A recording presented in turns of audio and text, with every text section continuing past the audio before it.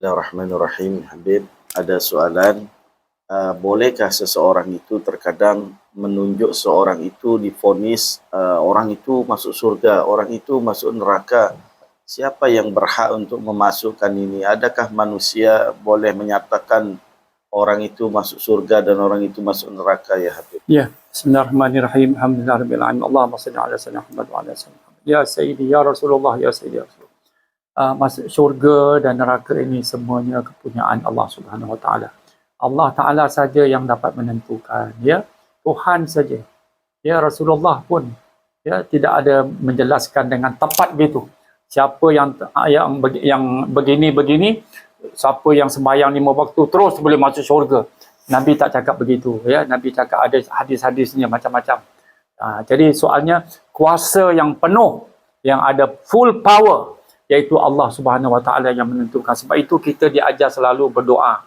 Lepas sembahyang kan kita selalu baca Allahumma antas salam wa minkas salam kan.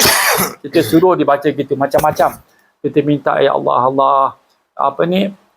Allahumma ajirna minan nar, Allahumma ajirna minan nar, Allahumma ajirna min Allahumma adkhilnal jannah. Kita minta gitu, Allah, ya Allah, masukkanlah aku dalam syurga.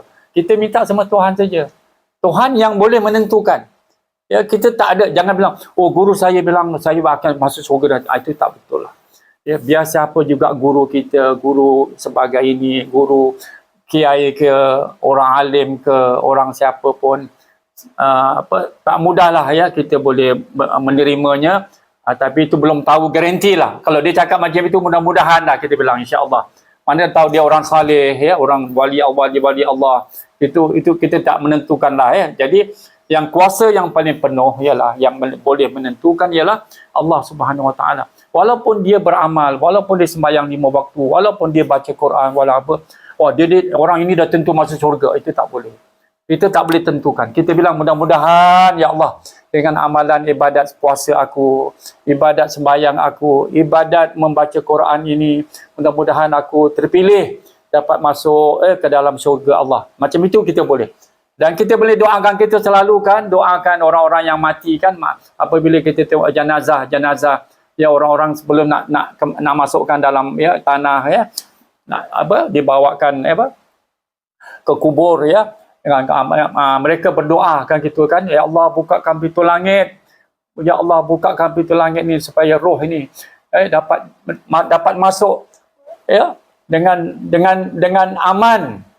Dapat masuk pintu langit ini, dapat masuk pintu rahmat ini, supaya dia dalam kubur dalam rahmat Allah Subhanahu Wa Taala.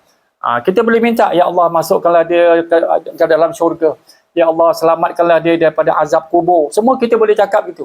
Tapi yang menentukan siapa? Allah Subhanahu Wa Taala. Ya, kita boleh berdoa.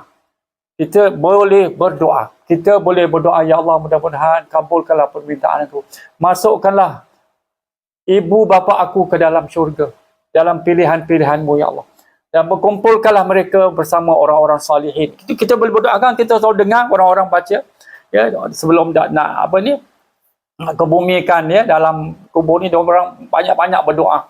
Lepas sembahyang jenazah pun kita juga mereka berdoa, ya Allah mudah-mudahan mayat ini ya tidak diazab, mendapat rahmat-Mu, dan masukkanlah dia ke dalam syurga. Itu semua kita boleh doa. Jadi Habib tidak beranilah bilang, kalau guru kamu dah cakap kamu boleh masuk syurga, itu kamu boleh garanti masuk syurga, itu wallahu alam. Habib tak berani cakap dah ya. Jadi mengenai syurga dan neraka ini adalah kepunyaan Allah Subhanahu Wa Taala. Sekian. Wassalamualaikum warahmatullahi wabarakatuh.